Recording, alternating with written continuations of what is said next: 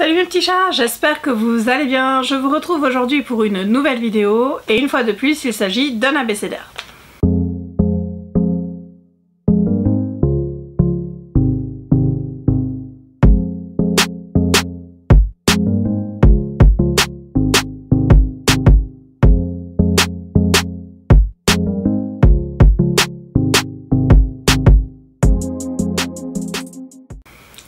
Donc comme je vous le disais en introduction, il s'agit d'un abécédaire et j'arrive sur les lettres les plus difficiles, c'est-à-dire les dernières. Il m'en reste du coup, après celle-ci, il m'en restera encore 4 à tourner. J'avoue que je serai contente quand j'arriverai au terme de ce challenge qui était challengeant. Ça se dit pas mais bon bref, vous avez compris. Je galère à chaque fois de plus en plus pour vous trouver des idées de vidéos et surtout des idées de vidéos qui ne fassent pas 2 minutes. Aujourd'hui elle va pas être forcément très longue mais j'avais envie de vous faire un petit lexique des abréviations utilisées dans le monde de Booktube. Alors ça a été fait 40 milliards de fois et par plein de monde, mais j'avais envie de vous faire ma petite version du lexique des abréviations que moi personnellement j'utilise. J'ai pas mis toutes les abréviations qui sont utilisées mais en tout cas celles que moi j'utilise. Je me dis que parfois je vous dis des acronymes dans mes vidéos et vous savez peut-être pas de quoi ce que ça veut dire, donc du coup on y va tout de suite. Alors j'avais essayé de les ranger par ordre alphabétique, c'est mort. Et j'ai oublié de vous dire que le thème de la vidéo c'était donc L comme lexique, donc on y va. Alors une abréviation que j'utilise assez souvent c'est ARC ou ARC, c'est la version anglaise de SP. Donc je fais la distinction sur Insta quand je poste des photos de mes ARC et des photos de mes SP. Les ARC ce sont tout simplement des Advanced Reading ou Reader Copy. Et SP c'est Service Press. Alors un ARC c'est un service presse mais en anglais. En gros c'est une version avancée, c'est-à-dire non terminée en général. Il y a encore une phase d'édition qui doit passer. Qui est offerte au lecteur avant la sortie pour qu'on puisse les lire et les chroniquer. Mes ARC je les ai principalement avec 2 boîtes de PR, donc de Press Relation, je sais pas trop ce que c'est, bref, du coup c'est des boîtes de promotion en fait, avec qui je travaille donc en anglais. Donc c'est la première, c'est Gay Romance Review, qui avait été initiée à la base par Leslie Copeland. Donc avec GRR je travaille de moins en moins, parce que franchement on est hyper sollicité. Et du coup il y a beaucoup de bouquins qui sont pas forcément ceux que moi je veux lire, mais j'en ai quelques-uns quand même que j'ai avec GRR, notamment le dernier Ellie Turner, je l'ai eu avec eux. Voilà, donc je bosse plus avec la version Gay Romance Review Tour, où là c'est les blog tours, donc du coup il y a un peu plus de délai parce qu'avec GRR en général le délai est très court pour lire le roman et pour le chroniquer. Mais ce que j'aime bien c'est qu'en fait il y a des dates limites et ça me permet de m'organiser dans mes lectures. Je travaille aussi avec Gay Book Promotion qui est plus une boîte de PR britannique que américaine, mais avec qui j'ai quelques romans aussi, même si j'avoue que j'en demande de moins en moins. Je travaille aussi en direct avec les auteurs, donc j'ai plusieurs auteurs avec qui je suis partenaire. Sloane Kennedy, Alice Winters, Colette Davison. Je crois qu'en anglo-saxon c'est à peu près tout. Et après il y a quelques auteurs où j'arrive à avoir les romans.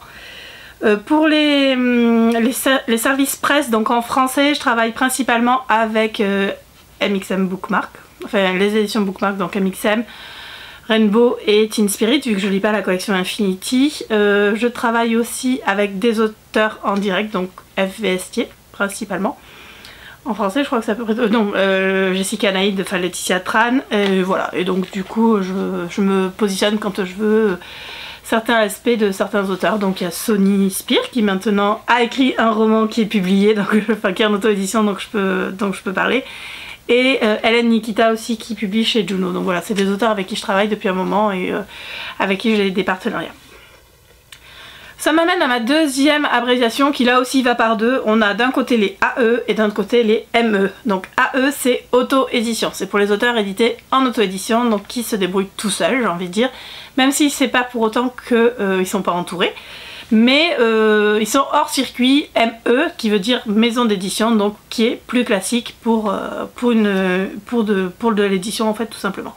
Donc les AE d'un côté, les ME de l'autre, sachant que certains auteurs sont dits hybrides, c'est-à-dire qu'ils sont aussi bien en AE qu'en ME et qu'ils y trouvent leur compte. J'ai pas de préférence spécialement pour l'un ou l'autre, il y a des très bons romans en AE des très très mauvais aussi, mais en ME aussi parfois il y a du très très mauvais. Donc du coup j'ai pas vraiment de préférence pour l'un ou pour l'autre. Une autre abréviation qui rejoint un peu ce dont on a parlé la semaine dernière, c'est DNF, qui veut dire Did Not Finish. Donc c'est les bouquins qu'on a abandonnés. Donc ça, je vous en ai parlé en long, en large et en travers la semaine dernière, je ne vais pas revenir dessus. Mais des DNF, j'en ai quelques-uns.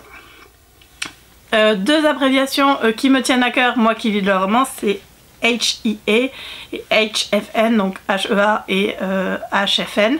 Donc HEA c'est Happily Ever After, donc en gros c'est ils vécurent heureux et ils eurent de beaucoup d'enfants, comme on dit dans les contes de fées.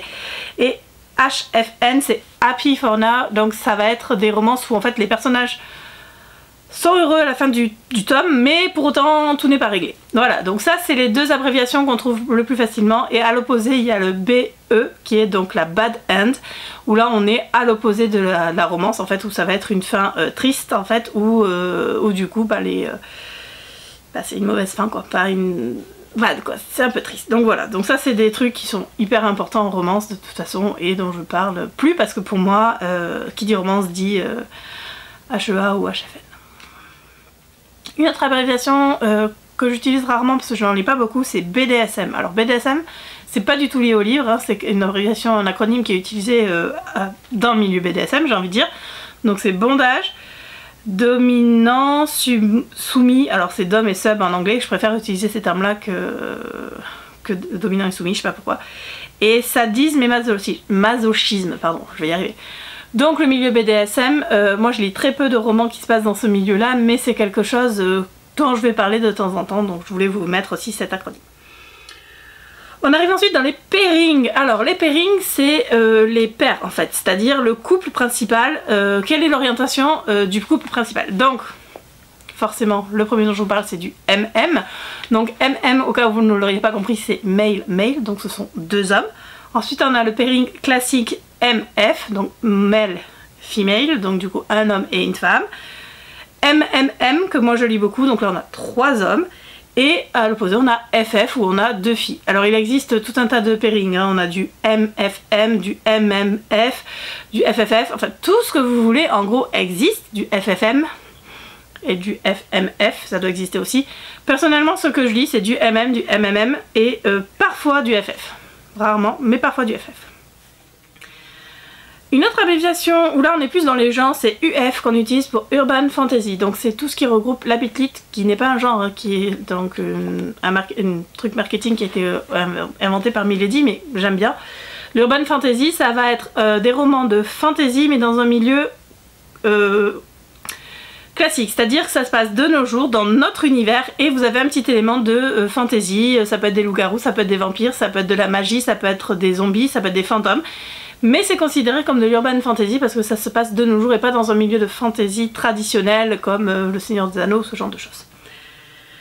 Dans le même genre, on a aussi YA, YA et NA, donc YA c'est Young Adult, c'est les romans adolescents, en gros ça se passe, les personnages en général ont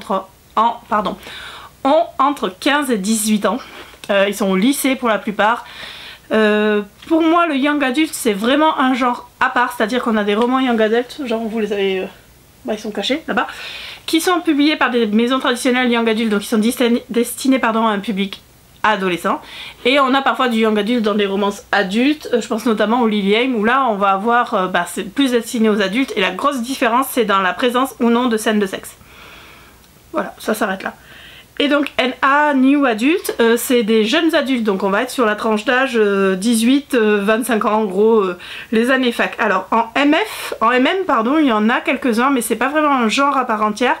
Comme ça peut l'être en MF, j'en ai beaucoup lu à une certaine période, donc voilà, mais ça existe quand même en MM, il y a des bouquins sur des mecs qui sont à la fac, mais j'ai l'impression, et n'hésitez pas à me dire en commentaire si je me trompe, mais j'ai l'impression que c'est moins un genre que en MF.